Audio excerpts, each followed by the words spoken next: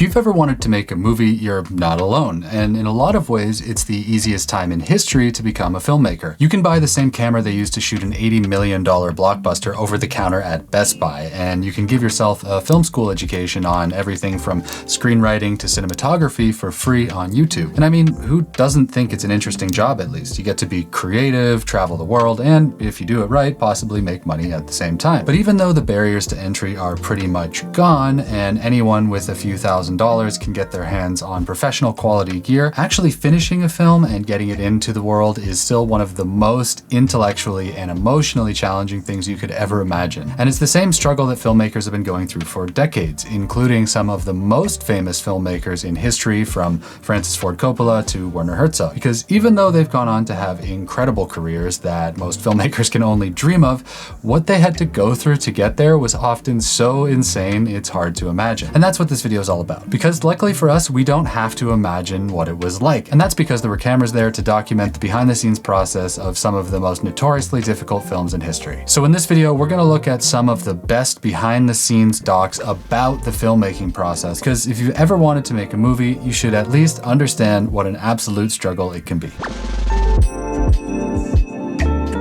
Now, as this video goes on, the movies are gonna get increasingly expensive, up to the point where we're looking at multi-million-dollar failures, because even at the highest levels, this business is a battle. But I wanna start with something a little more relatable, because I'm guessing most people watching aren't making multi-million-dollar movies just yet. Oh, And what's more relatable for aspiring filmmakers than a guy living thousands of miles away from Hollywood who's just trying to scrape together a few $1,000s to make a movie? Well, that's the premise of American Movie in a nutshell, and when it comes to looking at how much passion and drive and just straight up stubbornness it takes to make a movie, it's one of the best docs ever made in my opinion. I'm going to tell you why films fail, I'm going to tell you why films succeed, and I'm going to tell you about this one right here, Northwestern.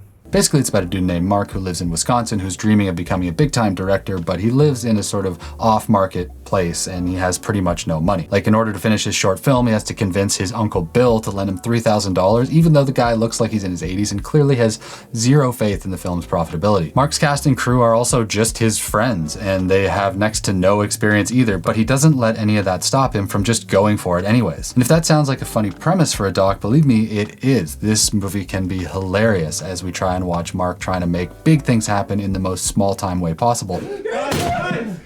Oh man, you alright? Yeah. What? Well, this door opened up. Dude, you missed that scoring, man.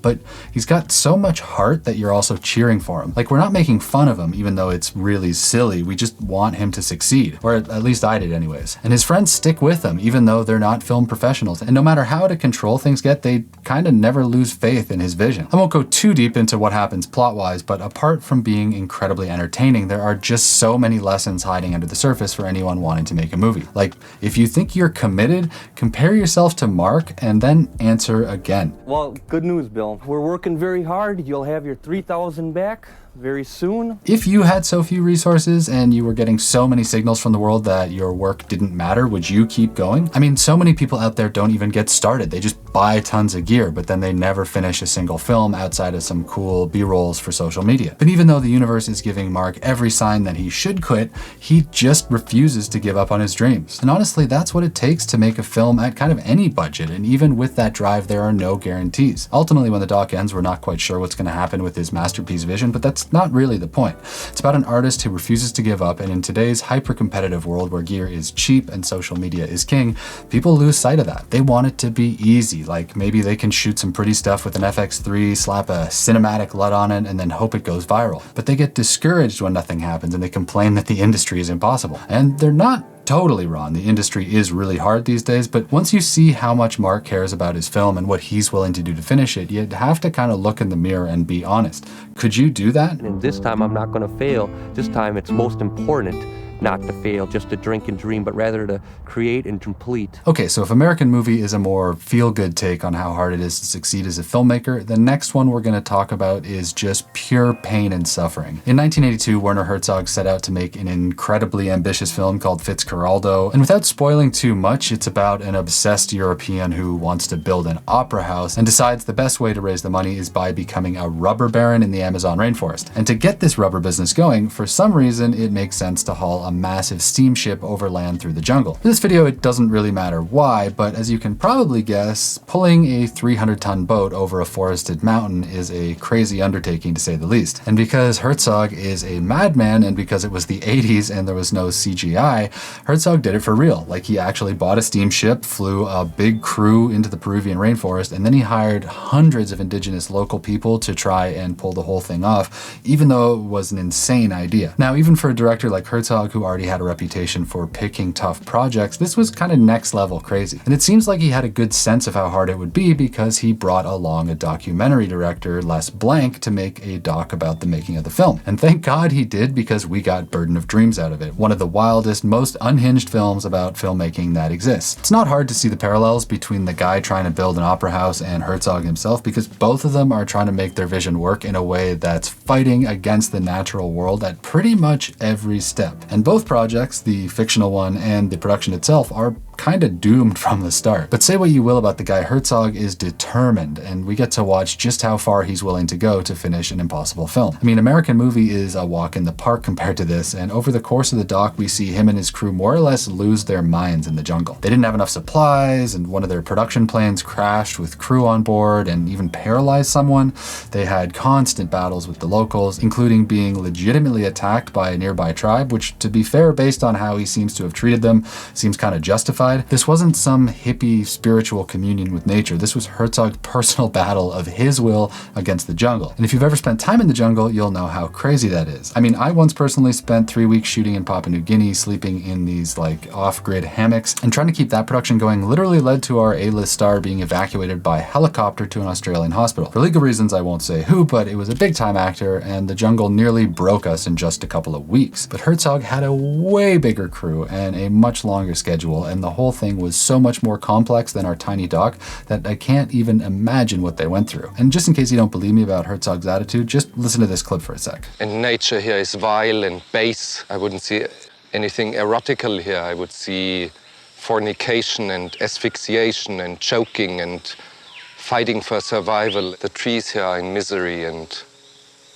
the birds are in misery. I don't think they sing, they just screech in pain. I mean, that is a man doing battle, not seeking harmony. There's also wild fights between him and his main actor, Klaus Kinski. There's a mutinous crew and every kind of logistical nightmare you can imagine. And all that ups to a wildly entertaining film. In my opinion, it's even better than the actual movie, though Fitzcarraldo is definitely worth watching too. Because yes, he actually finished it and released it in 1982, but man, did he have to be obsessed. There was political instability, natural disasters, multiple crew injuries, and once again, they actually pulled a 300-ton ship through the jungle as they made the film. Now, I'm not saying that you need to be crazy like this to make a film, but it's an incredible lesson on the kind of dedication it takes to be the best of the best sometimes. This is not a style of production that any sane person should try and copy, but if you're hoping one day to be the next Herzog maybe, please watch this and ask yourself what you're willing to do for your art. I like to pride myself on being a pretty rugged type of filmmaker, I guess, but watching this, I'm not so sure. When I say this all full of admiration for the jungle. It is not that I hate it, I love it, but I love it against my better judgment. Now, if you want something that's a little bit easier than pulling a steamship through the jungle, this is the perfect time to talk about the sponsor of today's video, Audio.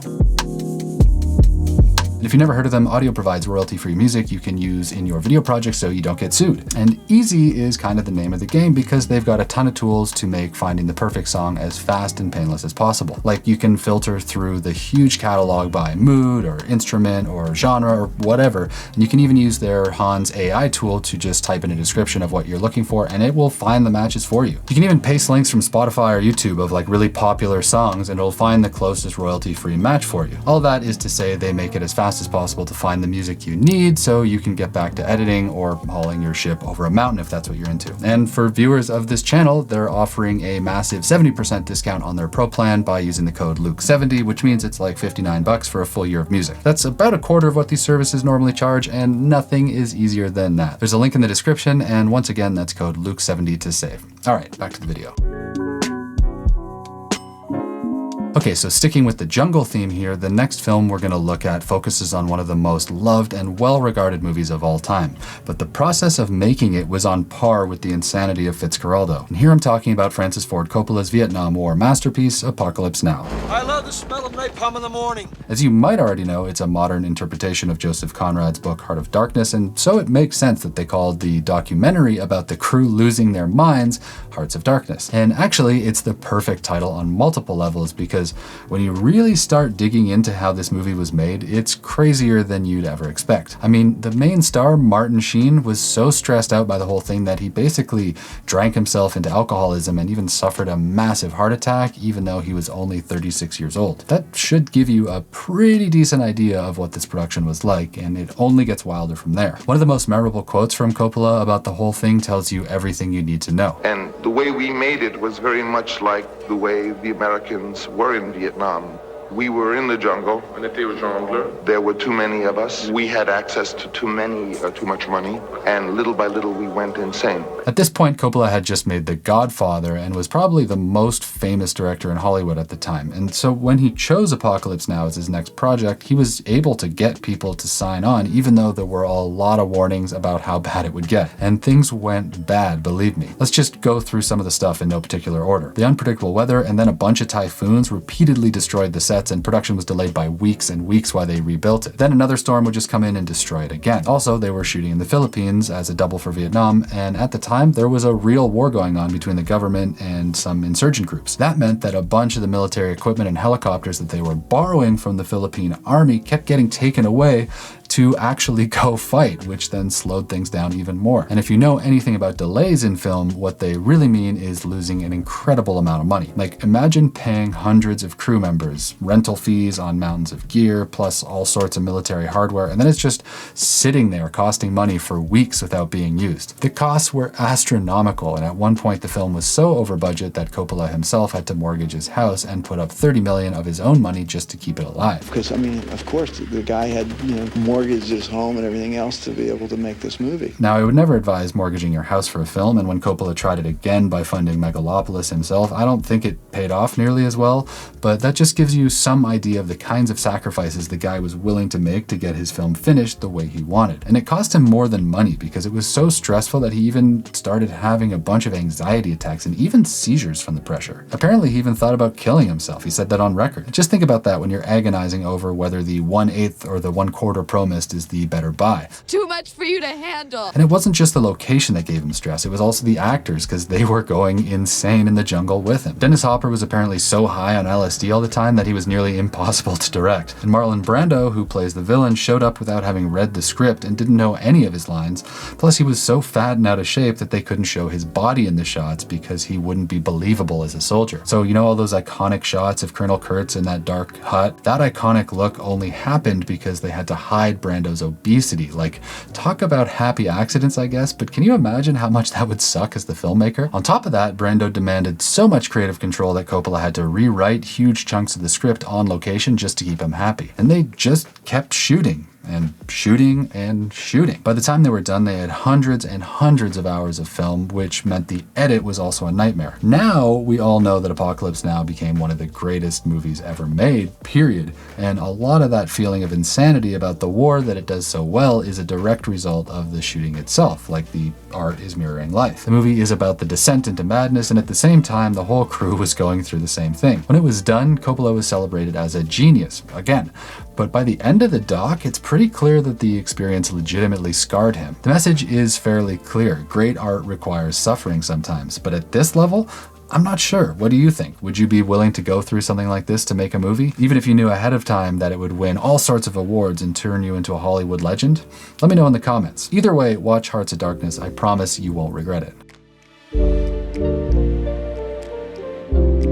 So far, all the films we've talked about have one thing in common. They actually got made. But if you're thinking about becoming a professional filmmaker, it's also entirely possible that you'll pour everything you have into a project, sometimes for years, and in the end, it won't ever see the light of day. I mean, I personally have a feature doc that I've been trying to finish that's nearly killed me. Like, I slept in a tent for 4 months to shoot it and then gave up a job that would have paid me a year's income in 12 weeks just to try and get it done, and the film is still nowhere close to coming out. We don't need to go into all the reasons it's stuck in post-production production hell, but I'm just mentioning it because what happened to Alejandro Jodorowsky isn't some abstract concept. And here I'm talking about Jodorowsky's Dune, the name of the doc all about his epic mission and eventual failure to make Dune into a movie for the first time. These days, the Dune franchise is a massive box office success, and thanks to modern technology and Denis Villeneuve's incredible vision, the sci-fi epic finally made it big in Hollywood. And before that, there was Fincher's 1984 attempt, which has kind of become a meme these days for being super cheesy and maybe kind of bad, but I won't pile on here because it's already been made fun of enough. But before both of those, Alejandro Jodorowsky had a vision for a massive consciousness expanding psychedelic film that was supposed to star Salvador Dali, Orson Welles, and even Mick Jagger, with Pink Floyd supposedly signed on for the soundtrack. Setting aside the implications of what consciousness expanding and Pink Floyd bring to mind in the context of the 70s when it was in development, the film he wanted to make actually seemed really cool. And in the doc, it's clear that Jodorowsky really poured everything he had into the project. Like, he believed in it so completely that he spent millions of dollars and literally years of his life on pre-production. They made hundreds of concept sketches and these crazy detailed storyboards, and some of the incredible set designs even hold up today. They had so much material that they even printed it all in this massive book called the Dune Bible that they carried around to all their meetings. And when I checked it out quickly, it looks like it sold at auction last year for almost $350,000, so obviously someone out there thinks it's pretty cool too. The work they did for the pre-pro of this movie went on to influence some of the biggest sci-fi movies of all time, like Alien and Blade Runner and even Star Wars, so calling it groundbreaking isn't an exaggeration for once. But while Francis Ford Coppola and Werner Herzog were eventually rewarded for their crazy dedication to their creative visions, Jodorowsky's project never came out. Even after years of work and a ton of star power behind them, they could never get a studio to take it on. Mostly, they seem scared of trying something so big and different, especially since Jodorowsky didn't have a track record of making Hollywood movies, or at least huge movies anyways. And it does make sense that a studio exec would be nervous about this, and there's a good lesson in there for anyone hoping to make their first film a masterpiece. People just don't trust you in the beginning, so you're much better off starting small, building a reputation, and then going big. Apparently, Jodorowsky was so upset afterwards that he never tried to do a large-scale Hollywood movie again. Now compare that to Villeneuve, who made a lot of smaller movies, slowly getting bigger and bigger over time until he was established enough to make Dune the way he wanted. Definitely seems like a more sustainable approach. But even though it never got made, the doc is well worth watching, and it gives you a ton of insight into how Hollywood really works, because even with all the passion and vision in the world, the movie business is a business at its core, and it can be a ruthless one sometimes. Jodorowsky's Dune is one of the greatest what-ifs in movie history, and when you watch this doc, you can really see why. So there we go, 4 films that every aspiring filmmaker should watch to get a better idea of what it really takes to make a movie. From a scrappy indie project to multi-million-dollar productions, it's the same massive undertaking that will demand everything from you to pull off. Shooting nice slow-mo with your new mirrorless can be really fun, but actually making a film from start to finish is something else altogether. But if you're crazy enough to go for it, it can be one of the most interesting and coolest jobs in the world. Just make sure you know what you're getting into first. See ya.